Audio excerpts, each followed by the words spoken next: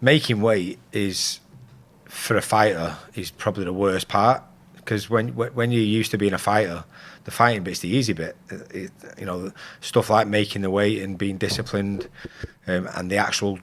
So there's a difference between getting your weight down and then making weight, because you sort of carb depletion and cutting your fluids down and stuff. So knowing how to do it, when to get it right, and the timing of it all. Getting it right for the weigh-in on the Friday. So Thursday you would generally start the cut, and then Friday you jump on the scales.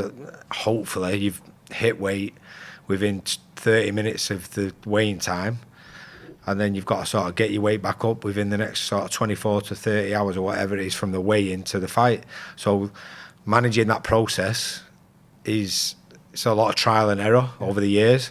So it's not easy to do. So it's very stressful, and times it by 4, then you've got a problem. Add to it, the Kimpton Clockhouse Hotel is like a bloody maze. So like I've got 4 different hotel rooms, 4 different fighters, all making weight at the same time for the same weigh-in, in different parts of the hotel, on different levels, different floors, and did about 26,000 steps on Friday.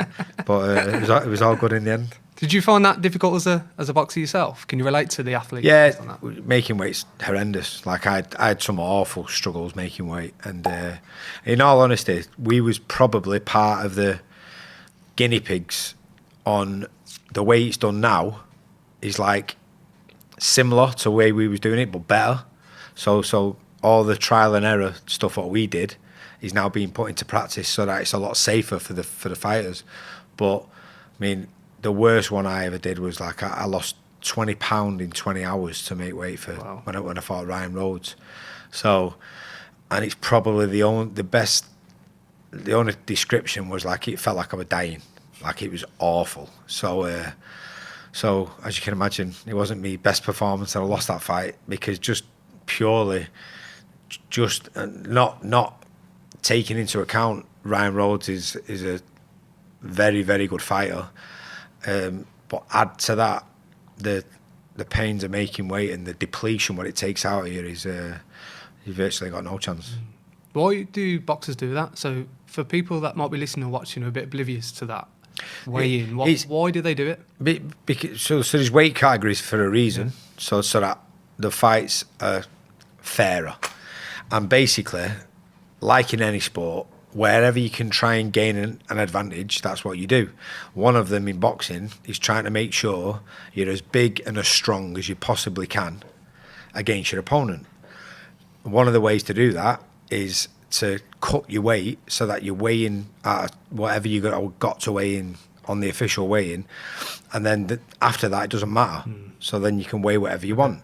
So average fighters will just cut weight maybe within a 24 to 36 hour period. You're talking 8 to 10 pound, maybe more, and then put it back on. So some fighters might only be able to do 6 or 7, and that's where you've got your advantage, because then going into the fight. Now, in all honesty, the trial and error thing, some people are quite comfortable doing 10, 12 pounds and feel absolutely normal the next day. Some people can only do 6 or 7 because it depletes them so badly. So it's literally every individual is different, and you have to get that balance right of making sure you don't take too much out of yourself, making weight so that you're as strong as you possibly can, because a lot of people think if they're heavier, it's going to be better. But it's not necessarily true. You know, you want to be able to perform from an athletic performance point of view, the best to your ability. And that is generally, those last 2 weeks of you performing in the gym is your best performance weight. And if that's going to be 10 or 12 pound above the weighing weight, you don't want to be 16, 18, 20 pound heavier after the weigh-in, because you're just going to be sluggish. So it's about getting the balance right. You know, you mentioned then around the final 2 weeks coming up to a big event is where you kind of see peak performance occur. Yeah. Do you get a sense whether a fighter's ready or not going absolutely.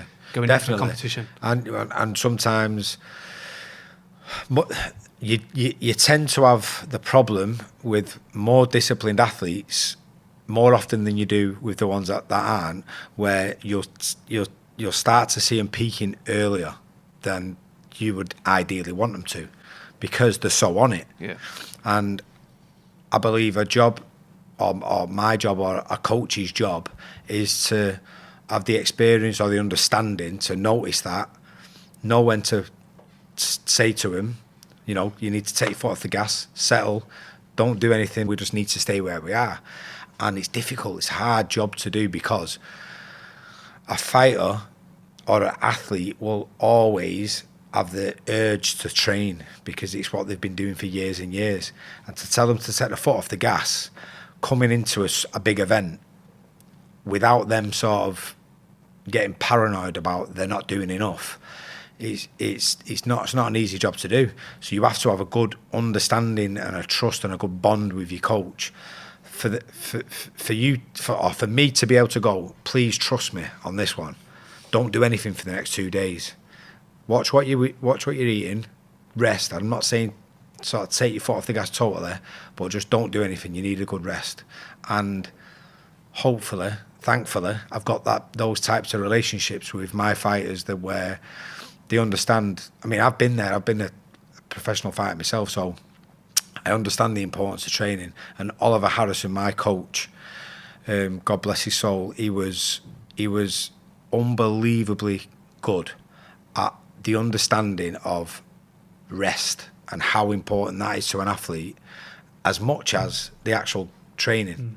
Because Kerry Kayes is another absolute legend of the game, and unbelievable nutritionist, strength coach. He's our cutsman now, but he used to explain it to us in simple terms, like 1, 2, 3. He'd literally say to you, why are you training? What is your goals? Where do you want to get to? You know, so the general answer is you want to be fitter, faster, stronger than where you are now. And he said, number one is doing the actual training for the goal, so getting fitter, faster, stronger. Number 3 is you actually getting fitter, faster, stronger. Your number 2 is your rest and recovery. And if you don't get number 2 right, you will never get to number 3. So he said you need to understand the value and the importance of that number 2. So when somebody explains it to you in layman's terms like that, it makes you understand it better. Like, boxers, without trying to, you know, sort of not do them justice, don't have a massive academic background, and you need to explain things in layman's terms. You know, there's no point going all scientific and too deep with the vast majority of us, because we won't understand it. Kerry Kayes was the best I've ever come across at explaining it to you in layman's terms, so you understood it. So you understood it from a quite an advanced point of view, but he put it in layman's terms. It's interesting how you say that, of performance requires discipline, but rest also requires discipline as well. Absolutely. In terms of taking probably more so off. Because athletes will happily train in their discipline, whatever area it is, because they love doing it. They don't love sitting around, resting, recuperating. That's not what they do. Yeah. And I think it's harder to do that than it is to train. Active recovery is also very important, obviously, but just getting to sit and do nothing is a nightmare.